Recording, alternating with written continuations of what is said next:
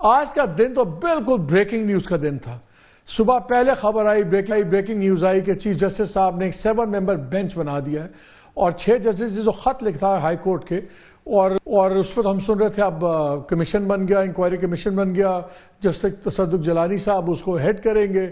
پہلی breaking news آئی کہ جی وہ چیف جسٹس نے 184(3) کے تحت سو موٹو کر کے ایک بینچ بنا دیا 7 ممبر. اچھا ابھی یہ خبر چل رہی تھی, تھوڑی دیر کے بعد خبر آئی کہ عمران خان کو توشہ خانہ کیس میں جو ان کا سزا تھی وہ معطل ہو گئی. اب ایک دم سیکنڈ بڑی خبر آ گئی. پھر تھوڑی دیر میں خبر آتی ہے کہ جسٹس فارمر ریٹائرڈ جسٹس تصدق جیلانی صاحب نے خط لکھ دیا وزیر اعظم کو, جس پر انہوں نے معذرت کر لیا کمیشن کو ہیڈ کرنے کا. پھر ہم نے دیکھا کہ پی ٹی آئی کے former federal minister Fawad Chaudhry, ان کی بھی بیل مل گئی. حماد اظہر, ان کو 51 کیسز کے اندر ایک راہداری بیل مل گئی پشاور ہائی کورٹ سے. گنڈا پور صاحب کے جو نان بیلیبل اریسٹ وارنٹس تھے وہ بھی سسپینڈ ہو گئے. اور پھر علی ظفر صاحب نے پریس سٹیٹمنٹ بھی دیا کہ اگر کل والے کیس میں بھی بیل ہو جاتی ہے عمران خان کی تو وہ رہا بھی ہو سکتے ہیں. تو ہول ڈے ٹوڈے جو تھا, آپ کہہ لیں کہ پی ٹی آئی کو ایک کے بعد اچھی خبر مل رہی تھی. پھر جب بینچ آیا تو پہلے تو سب نے ویلکم کیا, پھر پی ٹی آئی کی طرف سے اعتراضات آنے شروع ہو گئے کہ جی یہ فل کورٹ ہونا چاہیے تھا, یہ کم از کم فل کورٹ بیٹھ تھی اور اسی کا بینچ اس سارے کو ایڈریس کرتا.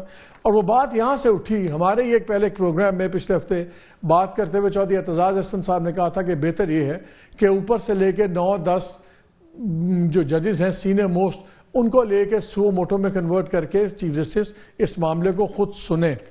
لیکن آج جب ججز ہم دیکھتے ہیں تو چیف جسٹس صاحب ہیں, دوسرے نمبر منصور علی شاہ صاحب ہے سینیورٹی میں, پھر یحییٰ افریدی صاحب ہے جو تیسرے نمبر پہ ہیں, چوتھے نمبر پہ ہیں, پھر جسٹس جمال خان مندوخیل ہیں جو ویسے 5ویں نمبر پہ ہیں, اور پھر اطہر منرا صاحب ہیں جو 8ویں پہ ہیں, اور جسٹس مسرت ہلالی صاحبہ ہیں یہ 11ویں پہ ہیں, اور سب سے جونیئر جج نعیم اختر افغان صاحب ہیں جو 13ویں نمبر پہ ان کو ہے.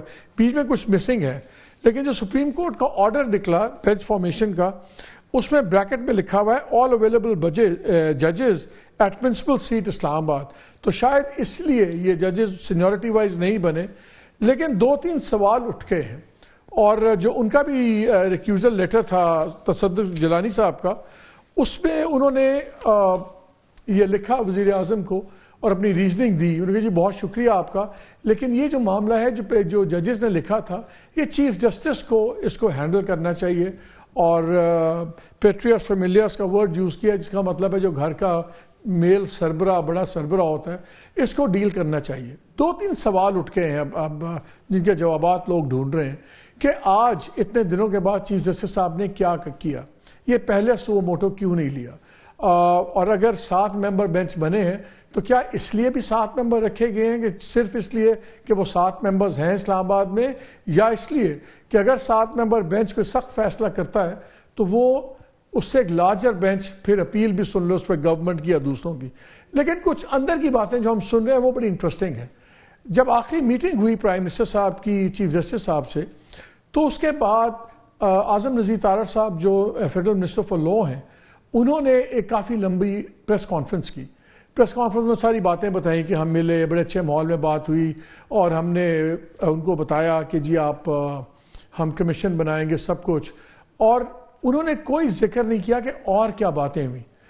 جب میٹنگ ختم ہوئی تو اس کے بعد پھر ایک فل کورٹ میٹنگ دوبارہ ہوئی سپریم کورٹ کی, اور اس کے بعد ایک اعلامیہ جاری ہوا, اور وہاں سے کئی باتیں سامنے نکلی. اس کے اندر بڑا انٹرسٹنگ ایک چیز ہے جو آپ سے شیئر کرنی ضروری ہے, وہی بتاتی ہے ڈفرینسز کہاں سے بڑھیں. وہاں پہ چیف جسٹس صاحب کی طرف سے جو اعلامیہ آیا سپریم کورٹ کی طرف سے, اس میں لکھا ہوا ہے کہ جی میٹنگ ہوئی اور پرائم منسٹر صاحب نے فلی انڈورس کیے ویوز, اور سی جے پی نے ایکسپریس کیے, اور سینئر پیونی جج نے, اور پھر وزیر اعظم نے ان کو اشور کیا, and the words is he further assured them کہ وہ تمام وہ اقدام اٹھائیں گے اور یہ انڈیپینڈنٹ جوڈیشری رکھنے کے لیے, انکلوڈنگ بشمول کہ وہ ڈائریکشن ایشو کریں گے ریلیونٹ ڈپارٹمنٹس کو, کہ وہ انیشیٹ کریں گے لیجسلیشن بھی, قانون سازی بھی, جو کہ پیراگراف 53 آف سو موٹو 2017 کی فیض آباد دھرنا ججمنٹ جون سی ہے. اور اس کے بعد انہوں نے سپریم کورٹ کا اعلامیہ کہتا ہے کہ ججز نے دوبارہ فل کورٹ میٹنگ کی جس میں چیف جسٹس نے ان کو بریف کیا، لیکن جب وزیر قانون بات کر رہے تھے انہوں نے بالکل ذکر نہیں کیا۔ اب ہم سن یہ رہے ہیں کہ جب یہ معاملہ کابینہ میں اگلے دن اٹھنا تھا، اگلے دن تو نہیں ہوا، کابینہ پوسٹ پون ہو گیا کیبنٹ سیشن میٹنگ، تو جب اس کے بعد کیبنٹ ملی بھی تو اس کے بعد سنا ہے وہاں پہ کافی کچھ باتیں ہوئی، سخت بھی ہوئی، اور اس پہ پھر ایک آفیشیل ریاکشن میں بھی کابینہ نے جو الزامات تھے ججز کے کہ جی ایگزیکٹو کے کہنے پہ انٹیلیجنس ایجنسیز وغیرہ کر رہی ہیں انوالو اور سب کچھ، ان کو رد کیا، مگر یہ معاملہ 1 ممبر کمیشن کے پاس چلا گیا۔ اس کے ٹی او آرز بھی بڑے ویگ ہیں اور لگ رہا تھا کہ یہ بات کہیں بیل نہیں چڑھے گی، اپنے لاجیکل کنکلوژن پہ نہیں جائے گا، اور آج ہم نے دیکھا کہ وہ کمیشن شروع ہونے سے پہلے ہی اپنی موت مر گیا۔ پہلے چیف جسٹس صاحب نے بینچ بنا دیا، اس پہ بحث چل رہی تھی کہ اب تو کمیشن فارغ ہو گیا، اور اگر وہ مروت صاحب کے الفاظ میں یہاں کہہ نہیں سکتا تو کمیشن کے ساتھ ہو گیا، لیکن جب تصدق جیلانی صاحب نے اپنے آپ کو ریکیوز کر لیا تو کمیشن بالکل ہی ختم ہو گیا۔ اب بات یہ ہوگی کہ اب کیا کمیشن بنے گا، دوبارہ انکوائری کمیشن بنے گا، یا اب سپریم کورٹ کا یہی بینچ ان اے وے کورٹ بن جائے گی، یہ سب کو بلائے گی، سنے گی، اور پھر اس کا جو فیصلہ ہے وہ اس کے کیا حیثیت ہوگی، کیا سب کچھ اس میں ہوگا۔ اس لیے آج ہم بہت ہی 3 بڑے لوگوں سے بات کر رہے ہیں۔ پروگرام کے شروع میں ہم چودھری اعتزاز احسن صاحب سے بات کریں گے، former federal minister, former president Pakistan supreme court bar association, کوئی محتاج نہیں ہے کسی تعارف کے۔ پھر بعد میں ہم بیرسٹر علی ظفر صاحب سے بات کریں گے اور سلمان اکرم راجہ صاحب سے بھی۔ چودھری صاحب السلام علیکم۔ چودھری صاحب یہ بتائیں، آپ نے میرے شو میں اس دن آپ کہہ رہے تھے کہ یار اوپر سے لے کے 9 یا 10 سینئر موسٹ ججز لے لو اور یہ 184(3) ہونا چاہیے تھا، 184(3) تو ہو گیا۔